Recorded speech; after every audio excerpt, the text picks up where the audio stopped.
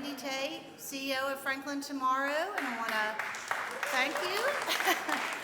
Welcome you to Frank Talks, and first I'm going to invite Dr. Brian Brooks, Reverend Dr. Brian Brooks, to come and welcome you here to Franklin First United Methodist. Thank you, Mindy. Thank you, Mindy. It's a treat for us to have y'all here today. We love that we are part of this community and have been since 1799, so just about from the beginning there. Yeah, I'm Brian Brooks. I'm the senior pastor here at Franklin First. It is a delight that you are here. If we can do anything for you, let me know. Important biological question. They're that way. Restrooms across our lobby here, Friendship Commons. It is just a treat to have you here. Welcome. So glad y'all are here. Great. Thank you, Brian. And thank you, staff of First Methodist. Now, I know some of you got coffee before, and you may have seen these thank you cards, or there's a variety of thank you cards over there. We're asking you to just jot a little note saying thank you to a healthcare worker in our community and leave it over there. And we'll have Greg and the folks at Williamson Medical Center get those to some of the healthcare workers there. We're not giving you the envelope because we're going to put a little gift card from Sonic or McDonald's in there to thank them as well, because who doesn't want a drink from Sonic some days? So welcome, and I want to just take a brief minute, and actually it's 3.5 minutes, and show you a video that acquaints you with Franklin Tomorrow. I think the legacy is the creation of a plan by which we grow, by which we see our city develop, and it's a plan that's inclusive, it's diverse, it reaches out to all elements of the community. It brings people together in a way for civil discourse about how you want your town to be. I think what I'm most proud of is, first as Vice President, being a part of helping to bring On the Table to our community. This was next level leadership in hearing all of our voices and letting everyone feel like at the end of their sitting down together, they were heard, they were seen, and they felt like they were able to contribute to the greater conversation. The legacy of the first 20 years, I think, is that we've created an organization that is for the people, that doesn't have an agenda beyond getting the community to share ideas and taking those ideas to our leadership and elected officials. And we are so fortunate to have such high quality people in roles in our city government and on the board of mayor and aldermen and our county commissioners. And therefore, I think it works very well. And I selfishly, I guess, in a way, give Franklin Tomorrow a lot of credit for that still being the case. And I would just add, from the city perspective, Franklin Tomorrow can engage in discussions and bring people together in a way that just the city may not be as positioned to do. We're at the table with them, but they can engage and bring in a broader cross-section and in a different feel than maybe a governmental type setting. So it's an amazing partnership and one we're very, very thankful for. Having an organization like Franklin Tomorrow to continue to help the city determine what smart growth is going to be absolutely critical.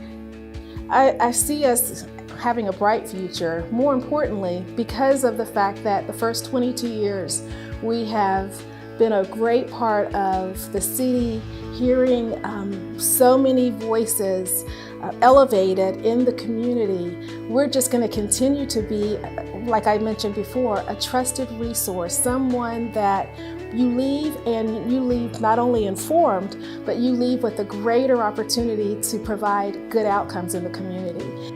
I think that the legacy is that we have put together a group that can work together and has built a trust with the citizens as well as with the elected officials to ensure that we have the city's best interest at heart overall as citizens and as a community. Thank you so much for letting me share that with you. That was shown recently at our 22 and 22 anniversary celebration, and thank you to the city communications team for putting that together for us. Nancy Conway, come on up, because she's got a trivia question. Did you know And the prize for this is a pretty good prize, isn't it, Tony Sharp? You're not eligible. You come up with Nancy. You're not eligible. She told me this wasn't trivia. No, it's not trivia today? Okay, Nancy, come right up here. You want to tell them the prize before I ask? Oh, yeah. And then they'll be more inspired to answer. Oh, more inspired, okay. I was gonna model this today, but it's a little small for me. It's got a National Soccer Club jersey, so the winner will get you this Okay, nice jersey, $80 thank you. value. Thank you so much. And what an exciting time here today at Frank Talks. And of course, we are so privileged to have Mark Maloney with us as our guest speaker. Ms. Maloney, thank you for being with us as well. And now you will remember, and hopefully always remember, the importance of our not-for-profit service clubs throughout Williamson County. And today there's a feature regarding Rotary. And we do have several Rotary clubs throughout Williamson County. Now to the quiz question. What year? Don't shout it out. No, and you all help. Look, please. What year was the first Rotary Club chartered in Franklin, Tennessee? Somebody knows this. So take a guess. Come on. Come on, come on. We got right here. Yeah, you can guess. Correct. Oh, wow.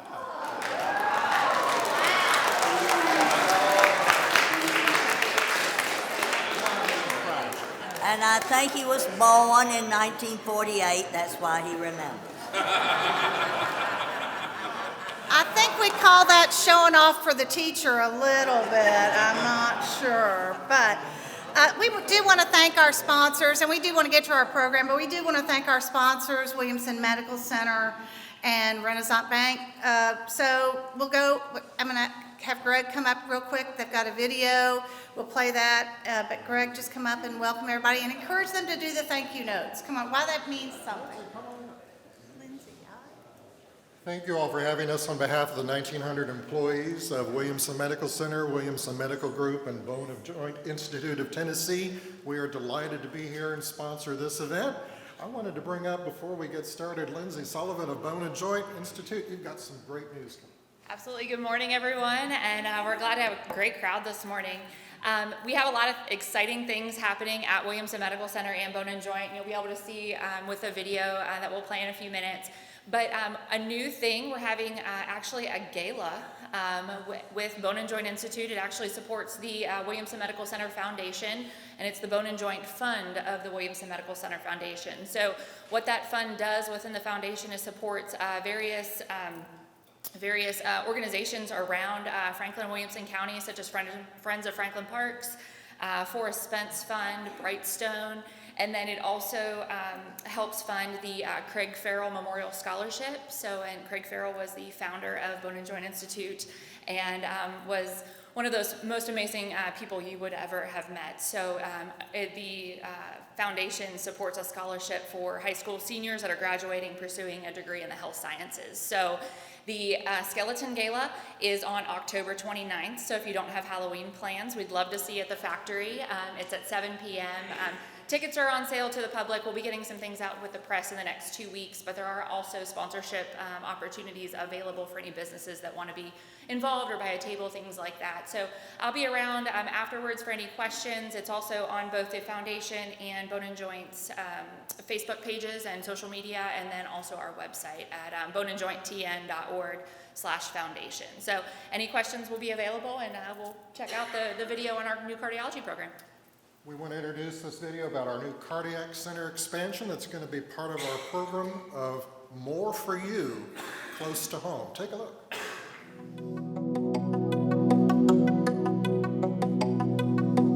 Yeah, Williamson Medical Center has always been known for things like orthopedics, OBGYN, and emergency medicine, but I think a lot of people don't know about how incredible of a cardiology program we have here. I got a phone call that my husband had collapsed, not to worry, that the EMTs got there very quickly and that he was already on his way to Williamson Medical. Suddenly, I was met at the emergency room. A doctor started doing all their procedures, and Then they rolled me into the cath lab, and as soon as he got the blockage cleared, it was like day and night. I mean, I went from feeling terrible to just like, okay, I can get up and walk out of here now. Cardiac Services at Williamson Medical Center has a tremendous presence. It is a truly state-of-the-art heart hospital as far as our capabilities in treating emergency heart conditions, heart attacks. We have about 20 cardiologists on our staff, and they all come from two groups, the Vanderbilt Medical Group and the Ascension St. Thomas Group. We perform procedures like angioplasties, stents. We have nuclear medicine capabilities for our stress testing. We have an incredible cardiac rehab program here. Most of us have a focus within cardiology. For example, I'm an interventional cardiologist, meaning I do a lot of coronary work with angiograms, coronary stents and such. There are electrophysiologists, we call them EP doctors. They're what we consider the electricians of the heart. They deal with heart rhythms and such. I'm a general cardiologist with a focus on prevention. I like to see people who have risk factors for heart disease and help them reduce those risk factors so that you don't actually get the disease that you could get. I think that that is one of the most rewarding parts of cardiology for me, and I can help people learn and teach their own families how to avoid problems with their heart. I'm extremely excited about our expansion, the new tower being built, the first floor of which will be our new heart center, 2 new state-of-the-art cath labs, the new EP lab. With that comes, a better patient experience. One of the important things in our project to support the expansion of our cardiology program is the expansion of our critical care unit. Our critical care unit will be going from 20 beds to 35 beds. I think that here at Williamson Medical Center, the group of cardiologists that have worked together have gone and will continue to go from the best kept secret in Williamson County to something that everybody knows. I go into the emergency room and was immediately met with tissues, water. Did I need any sandwiches or food? What did I need? Because he had a full team around him already. And I heard him say, "Honey, I'm fine. I'm in good hands." And there was already a plan and a procedure in place when I got there. And the quick action made the difference in his life. Probably the greatest benefit of the heart program that we are developing here at Williamson Medical Center is truly more for you close to home. I mean, our mission is to treat the people of Williamson County, Franklin, and the surrounding towns here, and to not have patients have to go into Nashville or elsewhere for their heart care. More for you close to home means that my husband is living today.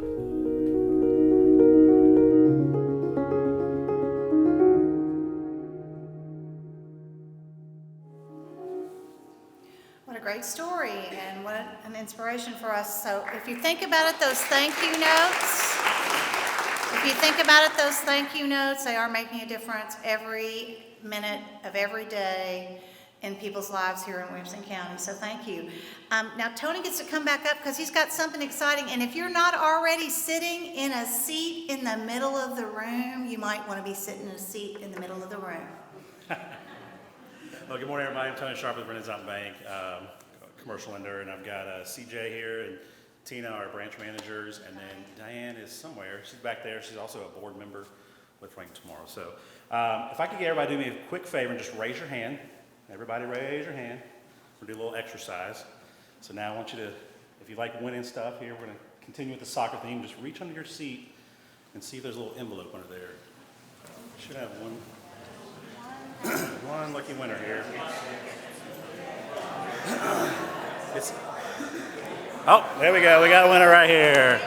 All right, so we got you some soccer tickets for the final home game of the season. So congratulations. Thank you, Renaissance Bank, and thank you, Tony Sharp. Y'all provided us with a lot of fun this year during Frank Talks, and we appreciate it. Just see us after the meeting. So great. So thank you to Good Food Group for our coffee sponsor, and we really appreciate that. There's more coffee and thank you notes. You can stop by on your way out and get one of those. Just jot a quick note. But I've been how many people know what Rotary is, or Kiwanis, or Lions Club, or even the Optimist Club? If you're from Franklin, did you ever play at the Optimist Gym? Yes. Yeah, so Those are great memories. But I'm going to bring Patrick Baggett, who's the board president for Franklin Tomorrow, up so he can introduce our guest because he knows him quite well. As I said, it's kind of showing off for the teacher tonight. So, Thank you. And if you're with a club, one of those clubs in our town, if you're with one of the civic organizations, will you raise your hand as well? So thank you. So we get a good idea of kind of the makeup of the group. But thank you all for being here. And I get the honor of introducing Mark and Gay Maloney. And they are from my hometown of Decatur, Alabama. And so I could spend the next 30 minutes going through both Mark and Gay's Rotarian experience and the achievements that they've had at Rotary, but suffice it to say that he has, since 1980, served in just about every role in Rotary International, and Gay as well has been critical in that service and served in her own right. In fact, started the Decatur Daybreak Club, which is a thriving club in Decatur, Alabama. Another trivia fact is one of my first jobs. My first job was actually at the city of Decatur, but one of them was shortly after. It was a summer as a runner for Blackburn, Maloney, and Schubert, which is where Mark and Gay practiced law. They both attended Vanderbilt University. Mark attended Harvard undergrad, and Gay, Agnes Scott in Georgia, and have lived a life of service, both to Decatur, but also to the world, really. And I think it's very important that their faith is an important aspect of their life and is very evident. And I think that's probably a main reason, one of the driving forces behind their service through Rotary and other things. But interesting enough, and a couple little facts, when I was working for them, my first job every day was to make iced tea. I don't know if you all drink iced tea in the morning still or not, but someone did in the office. It was Gay. Okay, Gay, I made your tea every morning. And it's funny because that's what I drink in the mornings now too, and Mindy knows it. Mindy, at least a gallon of tea a day. But anyway, so that was one little remembrance. I'm certain that I took Mark's suits to the dry cleaners. Oh, I don't know, 20 or 30, a lot of times we were always running errands, but that was the job and I enjoyed it. They were the earliest, I think, examples of preservationists in Decatur. They have had 3 or 4 offices in downtown Decatur, kind of like our main street here in Franklin, very similar. And they always put a spiral staircase in their buildings, and I think that's really unique, but they're definitely added to the character and preservation of downtown Decatur. I will leave it at that, but these folks are examples of service above self, and I think the case in point is this initiative that Mark is going to share with us about. Thank you for being here in Franklin. We appreciate you being here.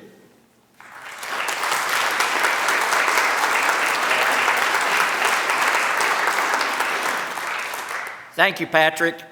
It is great to be here in Franklin, Tennessee, here today on a glorious day. We got the sun shining in. I'm glad we're not facing that way because you all would just be daydreaming behind me looking at the beautiful weather outside. So today is Decatur, Alabama Day at Franklin Tomorrow. Because we've got Patrick Baggett here, the president of Franklin Tomorrow, the city councilman for some district here in some ward here in Franklin, but most importantly, the messenger emeritus for Blackburn, Maloney, and Schubert in Decatur, Alabama. But we've also got Julian Bibb.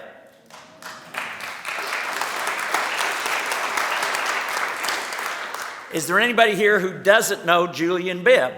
I don't think so. Julian Bibb is from Decatur, Alabama, and comes to visit every few weeks to Stratford Road, where his parents lived, and where Gay and I lived for 5 years of our marriage. Then I'm watching the screen, and who's giving the narration? Phil Mazuka with Williamson Medical Group. Phil had a time in Decatur. He was with I think the Parkway Medical Center in Decatur when it was a separate hospital. I mean, we're looking up there, and Gay and I are both going. So, and of course, my wife is almost a Decatur native. She moved to Decatur when she was 2 years old. Her father was the mayor of Decatur when he was in his 30s during the 1960s. How many have heard of Point Mallard Park? The wave pool, the first wave pool in the country. Gay's father was the visionary that came up with that. So it's just a great pleasure for us to be here. So, you know, woven through the fabric of almost every community in the world, the service clubs of Kiwanis International, Lions Clubs International, Optimist International, and Rotary International are strengthening communities and improving lives. You know, for the past several years, the international presidents of these 4 organizations have shared ideas in a combined meeting in conjunction with the Tournament of Roses Parade in Pasadena, California. One of the highlights that a president of Rotary International looks forward to is to be able to go to Pasadena, spend a few days, meet the presidents of the other 3 civic clubs, and then ride in the float down Colorado Avenue in the Tournament of Roses Parade. And this past Saturday, I was in my hometown in Southern Illinois, and it was our big parade, the Popcorn Day Parade. And my class was having its 50th reunion, and I rode on the float, and I looked down Edward Street, and I'm thinking, it's just not quite the same as Colorado Avenue in Pasadena, California. Anyway, so I had that pleasure to meet the other presidents for the 2020 Tournament of Roses Parade. That was that part of 2020 that hadn't gotten into the pandemic yet. And, you know, it was interesting. The president of Lions International that year was from Busan, Korea. The president of Kiwanis International was from Luxembourg. The president of Optimist International was from Barbados. And the president of Rotary International was from Decatur. So, with our colleagues in service, our collective influence has the potential to drive even more good in the world. When the pandemic struck, the service club leaders continued to meet virtually. We were supposed to have a big summit of the service club leaders at my invitation at Rotary International headquarters in April 2020. Well, that was in that part of 2020 where we didn't do anything in person. But we leveraged the strength of our combined 3.2 million members to help our neighbors cope with and overcome the effects of COVID-19. So, because of this initiative and because of the meeting together of the presidents of these organizations, which has continued virtually throughout the time of the pandemic, we launched our first Celebrate Community initiative in 2021. And that's what we're here to make note of today. Focusing on health and wellness, combating hunger, promoting education and literacy, and protecting the environment, our 4 organizations combined to benefit communities throughout the world for 1 week. And we're doing it again this year. And this is that week. This is Celebrate Community Week for Kiwanis, Lions, Optimist, and Rotary. Now, you know, it's hard for me not to mention Rotary first, but I'm doing it in alphabetical order. Kiwanis, Lions, Optimist, Rotary.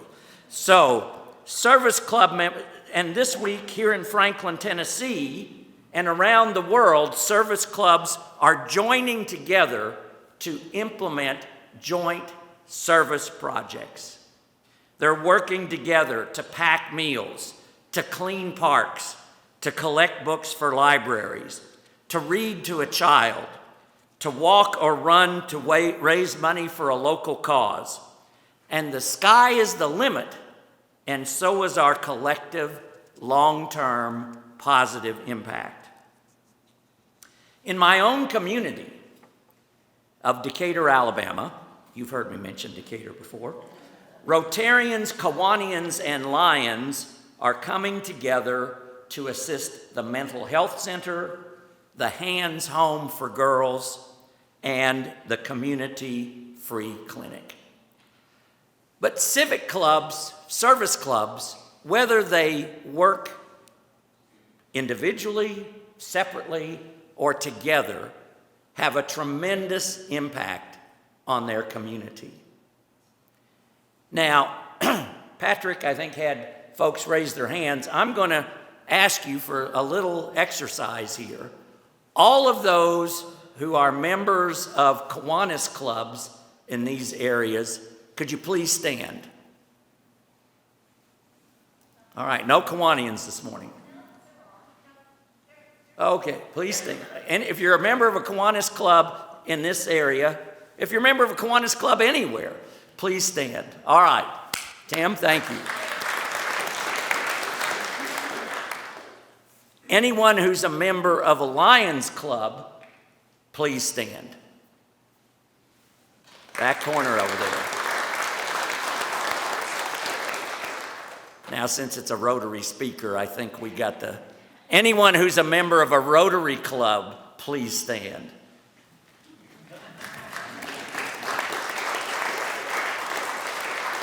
That's great.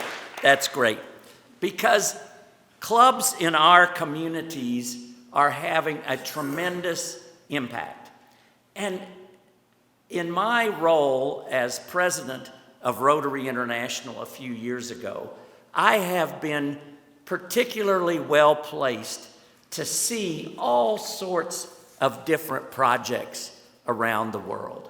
All of these organizations have worldwide projects.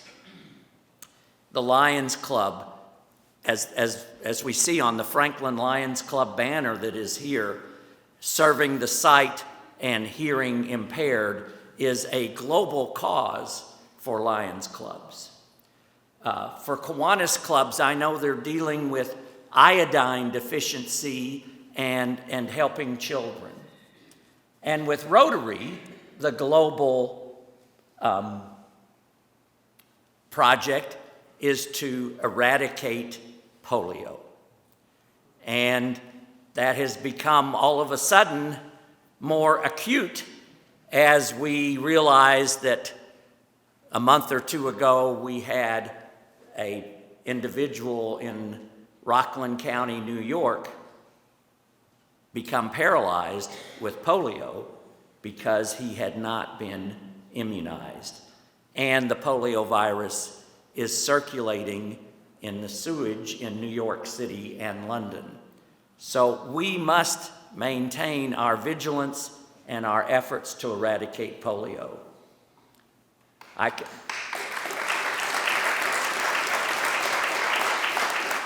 We've had tremendous success, but polio is only a plane ride away. When Rotary first began its efforts to eradicate polio along with UNICEF and with the World Health Organization, there were 350,000 new cases of polio every year in 125 endemic countries. We're now down to the point where we have 20 or 30 cases. And there are 2 endemic countries, but we are seeing these,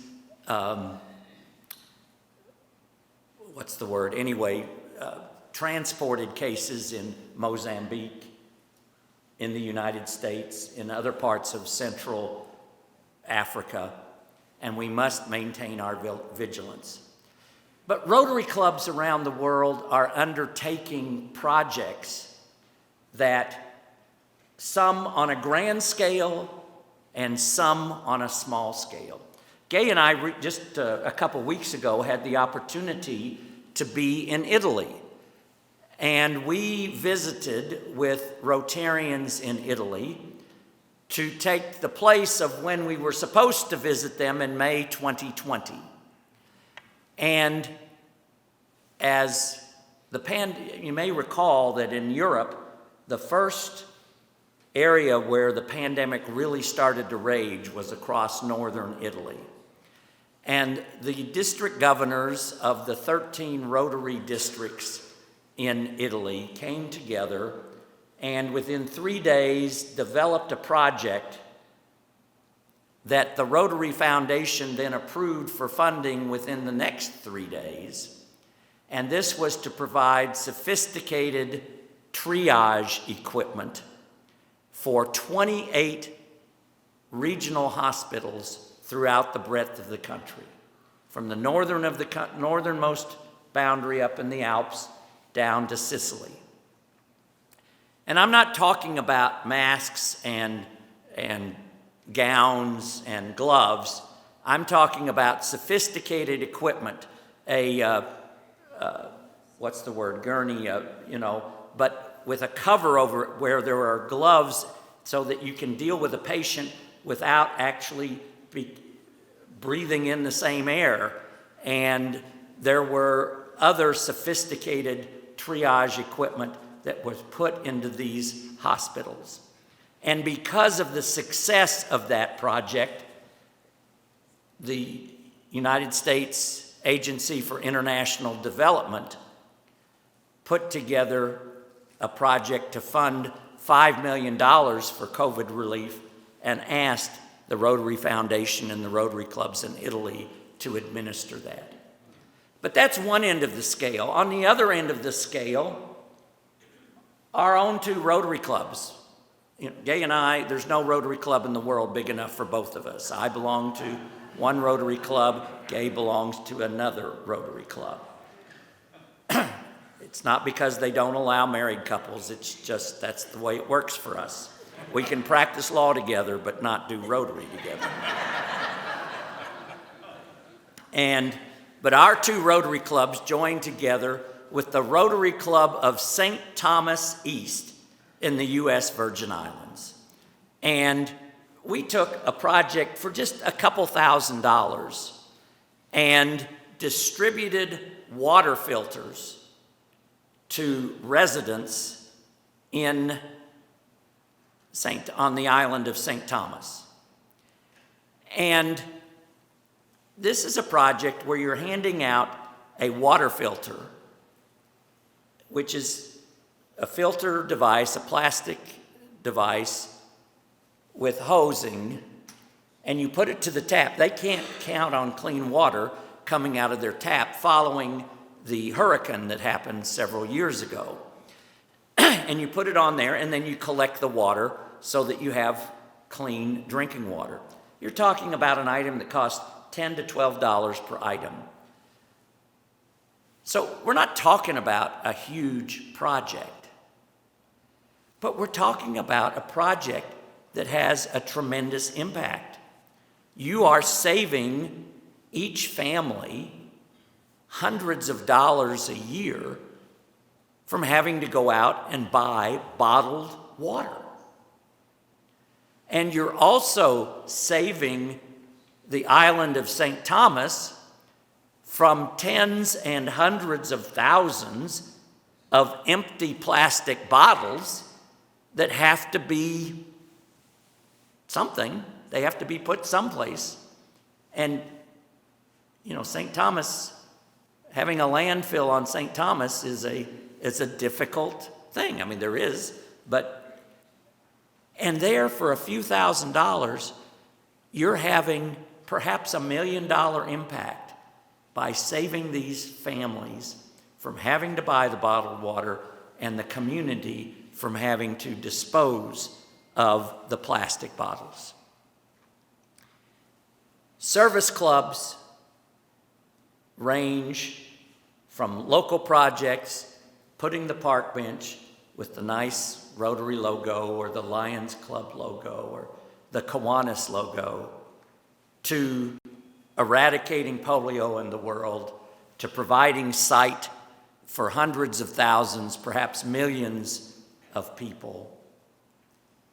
Service clubs are very much an important part of our communities. Think about what our communities would be if we did not have service clubs. And I should have mentioned this at the beginning, but we're honored today to have a Rotary leader from Western and Middle Tennessee, the Rotary District Governor for District 6760, Eddie Allred, is over here with us today. Eddie, I think...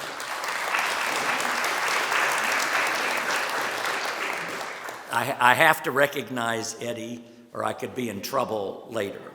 And I think Eddie is going to have the opportunity to say a few words, but I wanted everyone to know, all these organizations, we have our districts, and we have leaders who run those districts, and we appreciate Eddie's service during this 2022-2023 year, Rotary year. And service clubs are the heart of well, not the heart of our community, but a very important part of our community. And I want to thank and congratulate all the Rotarians, all the Lions, all the Kiwanians, I didn't do that in alphabetical order, but anyway, who are here today. And so, Mindy, I'll take questions if there are any questions. Otherwise, I'll go sit down.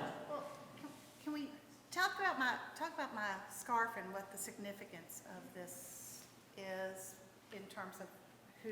Okay, well, Mindy today is wearing a very special scarf. Each year, the president of Rotary International designs a tie and designs a scarf in order to develop a team spirit. And this is the scarf for this year from our Rotary International president, Jennifer Jones, who is a member of the Rotary Club of Windsor, Roseland, Ontario, Canada. And her theme this year is Imagine Rotary. But I too went through this process, and I am wearing the theme tie for the 2019-2020 Rotary year. I have several dozen of these. And Gay has on her purse the scarf that she designed for the 2019-2020 year. So when in the service clubs, you also have an opportunity for some bling. So Jennifer's significant for a particular reason as the 2022-2023 Rotary International president, isn't it? Not just because she's Canadian or anything like that, right? She is an outstanding Rotarian. What she's trying to get to is that she is the first female president of Rotary International.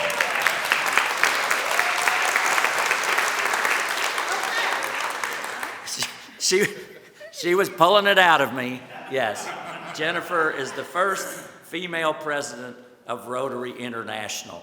And I was the president 3 years before Jennifer, and I can remember I was at a Rotary meeting and was walking along the street with this was at our Rotary headquarters in Evanston, Illinois, walking along the street with a Rotarian from India. And Jennifer was a candidate for president when I was a candidate for president. And he's asking, do you think Jennifer will get it this time and be the first female president of Rotary? And I finally just looked at him and I said, well, I hope not, because I'm a candidate also. That quieted that conversation.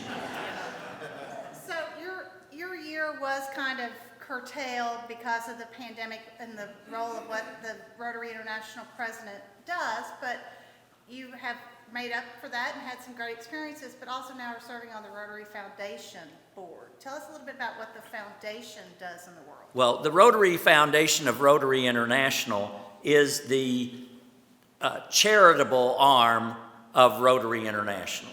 Rotary International is a service club, and it's there for fellowship and community service, but the Rotary Foundation is our funding arm from which we receive from which it receives charitable contributions.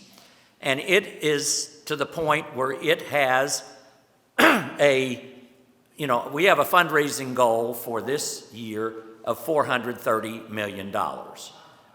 So we're talking big time stuff. We're funding $150 million for polio eradication, which includes a $100 million grant from the Bill and Melinda Gates Foundation, and that's on an annual basis. If we contribute, if we raise $50 million for polio eradication, they will give us another $100 million to support the polio eradication cause.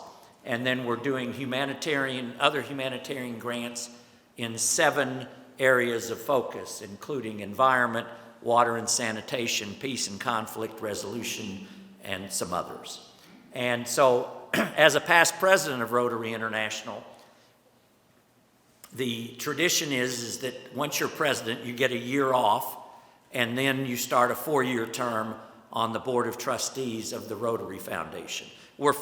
The past presidents are only 4 of 15 trustees, and so I'm now in my 2nd year as a trustee of the Rotary Foundation, and will continue on until June of 2025, and then I ride off into the sunset. So, any questions from the audience? Martin, and speak up, and then I'll have to repeat the question.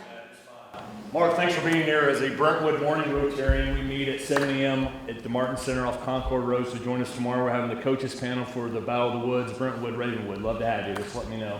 My first exposure to service clubs was my only grandfather that traveled to the Phoenix and the Dallas National Conventions back in the early 80s. So service clubs has always been in my life. What concerns me is there are 7 billion people that walk this earth, and less than 1% of our population worldwide is in a service club. So in 2022 and beyond, what are some creative things we're doing to grow membership? Not just maintain, but how we grow membership across these 4 great organizations. That is a serious issue. I mean, if you look at Rotary International, we had a growth in membership in the last Rotary year that ended June 30 for the first time in 6 years. That's globally. In North America, we still decreased. But, we are seeing tremendous growth in India, Taiwan, Korea, and other parts of Asia, and somewhat in Africa. My suggestion is that we are not going to grow Rotary or other service clubs just by inviting people to the clubs that we have now. We must form new, different, innovative Rotary clubs. Now, I don't know all the details, but I think that the Rotary Club of Franklin downtown, to which Mindy belongs, is one of those clubs. The traditional Rotary Club, you come in, they ring the bell, you sing a song, we have the prayer, we have the pledge, and we have a meal, and we listen to a speaker. And maybe we talk about a service project, and we go back to our business. There are a lot of people that just don't have any interest in that sort of meeting, or meeting is not even, they don't have an interest in a meeting.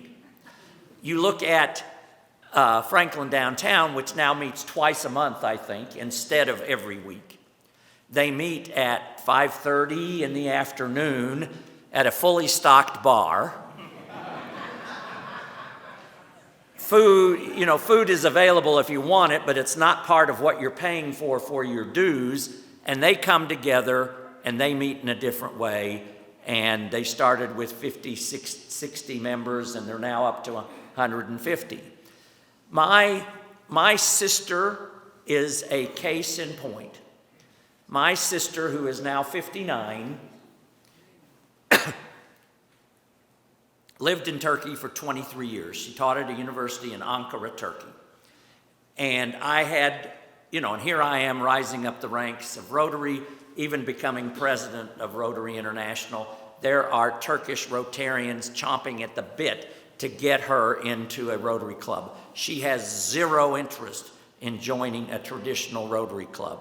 She attended my convention, the convention at the end of my year, which was virtual, which was online, but we had this, what we call a House of Friendship, an exhibit area online, where you could then connect with various causes and Rotary entities, and she went to an information session of the Rotary Action Group Against Slavery. And at the end of that, she says, well, I know that there's some innovative clubs. I saw the video in the main session online. Is there an international club that I can join that deals with these human trafficking issues?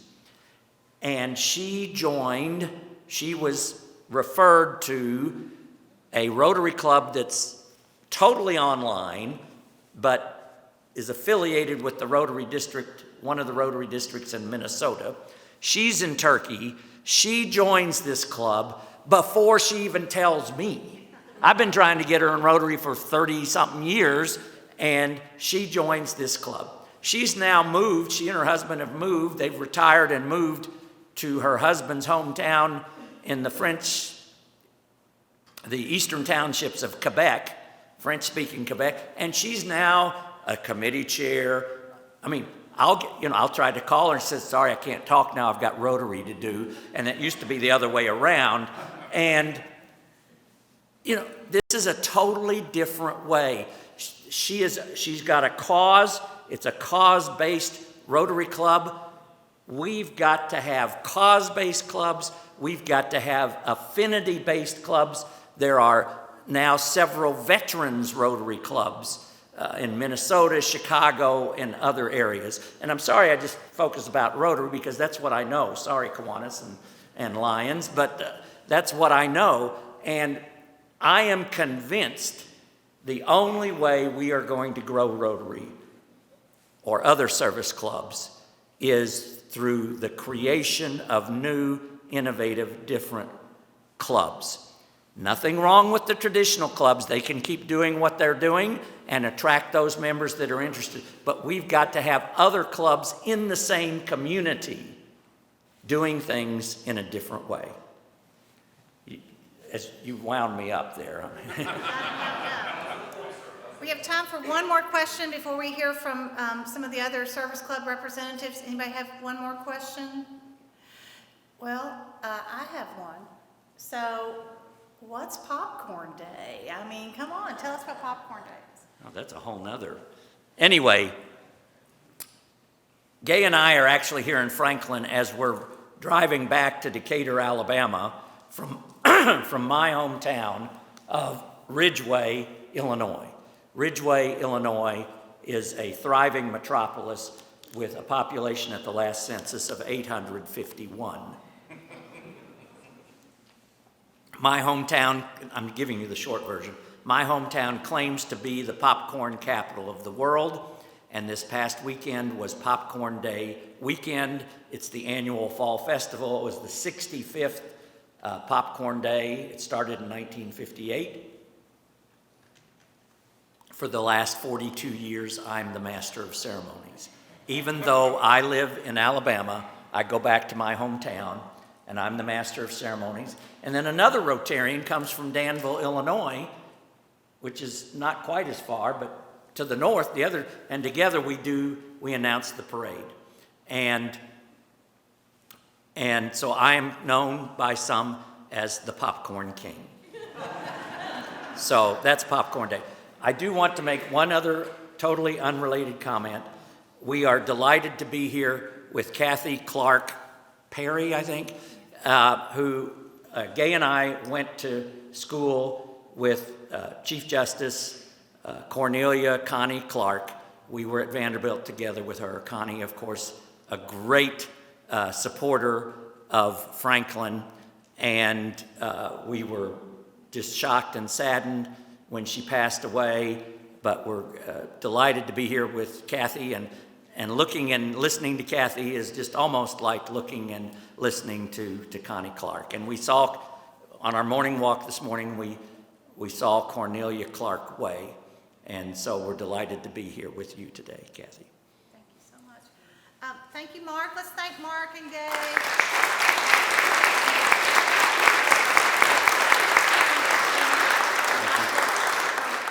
So he'll be around for a few minutes afterwards if you need to get your picture made or you need to ask him a question about popcorn. He blew my mind. Haha, popcorn, get it? Blew my mind last night when he told me that popcorn doesn't come from corn, just regular corn, y'all. You have to grow special corn for popcorn. Who knew that? I didn't know that. Okay, we're going to start with Tim Jones from the Kiwanis Club. Tim, come on up and tell us a little bit about Kiwanis. Give us the minute-and-a-half speech about Kiwanis. Just a minute and a half? 2 minutes Okay, if you want. thank you. But if you've ever been to the Christmas parade, that's the Kiwanis. Thank you very much. I appreciate it. Good morning. Thank you for the introduction. As you guys know, we are a civic organization where I'm the local president of the Kiwanis here in Franklin, Tennessee. And our biggest fundraiser is the Christmas parade, which everybody loves to have a Christmas parade. So that's where we generate most of our funds to give back to the community. Kiwanis International and Kiwanis Club here, we really look forward to helping the kids out in our community. So the funds that we do raise go right back into scholarships. All the bands that march in our parade, that we help them out also. Other civics organizations, they come to us and ask us for donations. We try to help them out also. So that's kind of it in a nutshell. We really have a great time planning. As soon as one parade's over, we're right back in the groove of doing the next year's parade. So again, thank you very much for having me here, and I hope you have a great day. Thank you.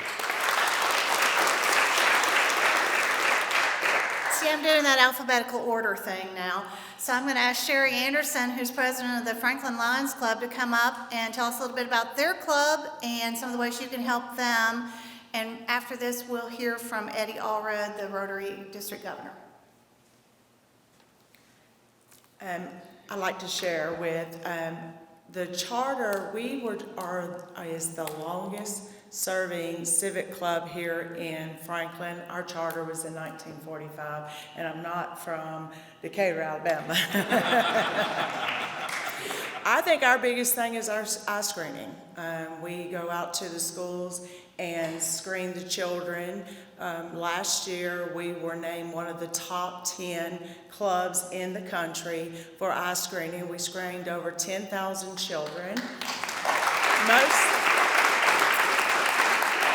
Thank you. Most of the children, of course, don't have, but 4 to 5% of them do have referrals where they have eye problems, and that's the crucial thing, is to get these eye problems at an early stage so they can be corrected, so we won't have vision impairment or blindness.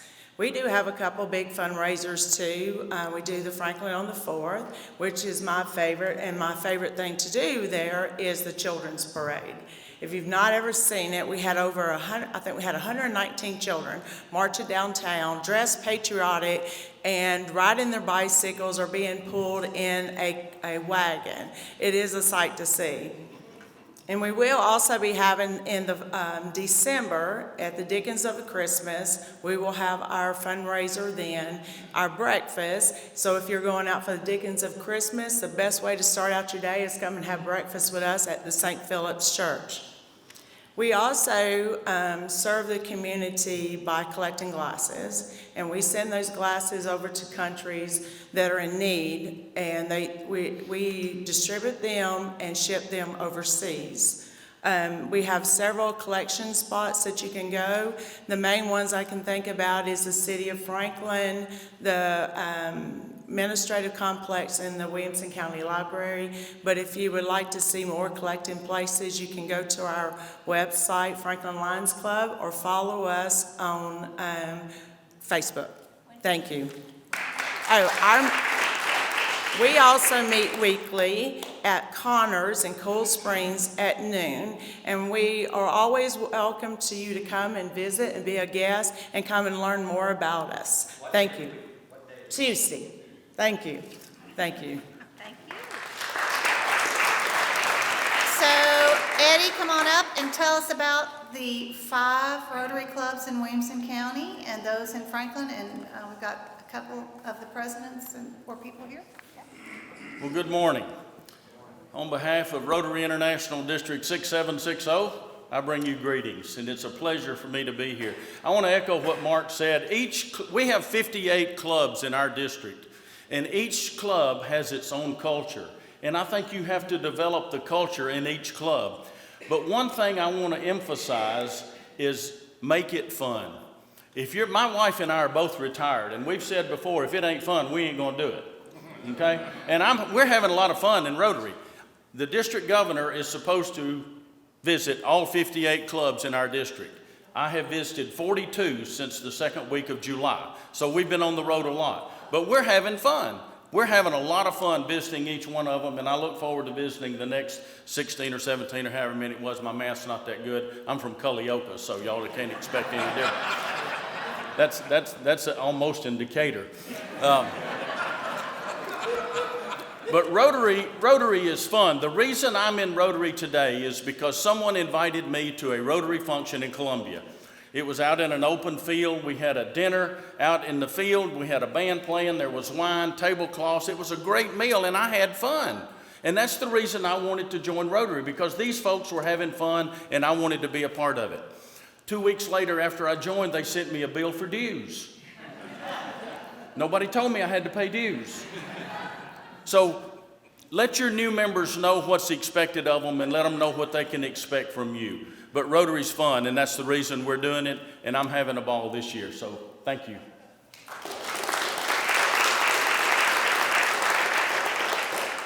Lynn? Do we not have anybody from Optimist? No, we do not have an Optimist. Sure, if you want to come up just quickly, thank you.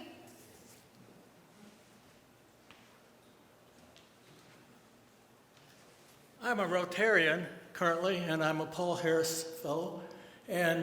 But when I lived in Knoxville, I was an Optimist. And one of the things I loved about the way they did things was that the positiveness of it. And their motto started out with, promise yourself to be so strong that nothing can disturb your peace of mind. I don't remember the rest. But I just wanted to say that on behalf of them. Thank you. Thank you. And I think he's probably still an optimist. He's definitely not a pessimist, okay? So we'll be good on that. So I do want to, we did invite our friends from GraceWorks Ministries to be here today, and because one of the causes supported by Celebrate Community is helping those in need through food security and other issues. And Valencia Breckenridge, their CEO, is here and can tell you a little bit about what's going on, but stop by and learn about the turkey trot that's going to be on Thanksgiving weekend. And Thanksgiving. It's a great time to get out and support GraceWorks, but also they have the manger coming up. And if you haven't heard, I'm going to just do this commercial for you, Valencia. They need a new place. They need a new home. And we need to help them find a place that's significant enough to house their operations, because they make a great difference in our community, along with our friends from One Gen Away, High Lane. There is a need in our community. It cannot go unmet. Service clubs play a big part in filling that, but we as individuals also need to play a big part in that. So thank you to all those people who are here with those service clubs. These are our upcoming events. September 24th and 25th is Pilgrimage Festival. October 10th is Frank Talks. October 25th is Breakfast with the Mayors. And this week we'll be sending out the information for our 15th or 16th annual Community Volunteer Awards, Franklin Amaro Community Volunteer Awards. that nominations from the community of volunteers who are making a difference, please look for that information and nominate a volunteer. That'll be November 15th at Rolling Hills Community Church. And then also, we are participating in the Mayor's Find Hope Franklin initiative for mental health to remove the stigma of mental health issues. We have some QPR classes coming up September 21st at the conference room at Williamson Inc. and September 27th at the Franklin Police Department. The class takes an hour and a half of your time. It's question, persuade, and refer. You will come out of the class better equipped to help someone who may be in a mental health crisis. Think of it as CPR for mental health. It is, if you would be willing to intervene if someone were having a medical crisis, perhaps you can be willing to assist if they are having a mental health issue or day by being trained in QPR. Those classes are free, and you can ask me more about it if you'd like. Ways to support Franklin tomorrow. We would appreciate if you get that historic Franklin license plate. And we are today kind of ceding to our friends at Graceworks and encouraging you to use one of their dip jars in the back to support Graceworks. Come on up and say it in the microphone. Say it in the microphone. Quickly. Hi, everybody. Valencia Breckenridge, Graceworks Ministries. I want to thank the service clubs for their support of our ministry. Today, our dip jars are especially important. You all have seen the cost of food, and we have had record people coming to our food pantry. Last month, August, we gave away 1,000 carts of food, and our supplies are running low, and our suppliers are also running low, so our costs are higher. So we would ask that you help us feed our neighbors. It is the most robust part of our ministry, people coming to get food. You all know the importance of our food, and also our other food programs, our fuel bags that go to our Williamson County and Franklin Special School students. We've started a snack box program so teachers don't have to dig in their own pockets to give these kids their mid-morning snacks. Food, food, food. It costs us. We want to pass on your generosity to our neighbors. So please give through our dip jars today. Thank you for your support. One other thing. People ask me all the time, oh, where are you? Do you have a place? We don't. We ask your prayers. We're currently in negotiations with our newest landlord. Our building sold again for the 4th time in less than 3 years. The last sale was $15.1 million. Lord God, have mercy. And so we're negotiating a 5-year lease to extend our June 30, 2023 deadline. They paid $15.1 people. Imagine what our new rent will be. So your support will be even more important. So thank you.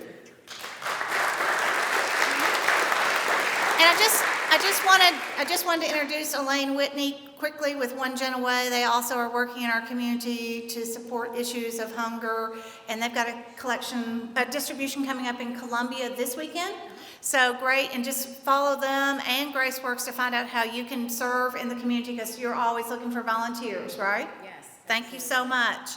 All right, and just finally, quickly, if you haven't watched our podcast, this edition, we feature Brandy Blanton, Vice Mayor Brandy Blanton. And I have to tell you, I've known Brandy for a very, very long time, and I even learned something in interviewing her. So it's a great 30-minute conversation. You can. She works for our friends at High Hopes. So that's her day job. But I will tell you that you can even listen to this on Spotify. You can search Franklin Tomorrow on Spotify and listen in your car, or you can watch the program on YouTube or our website. Again, to Mark and Gay, thank you so much for visiting with us.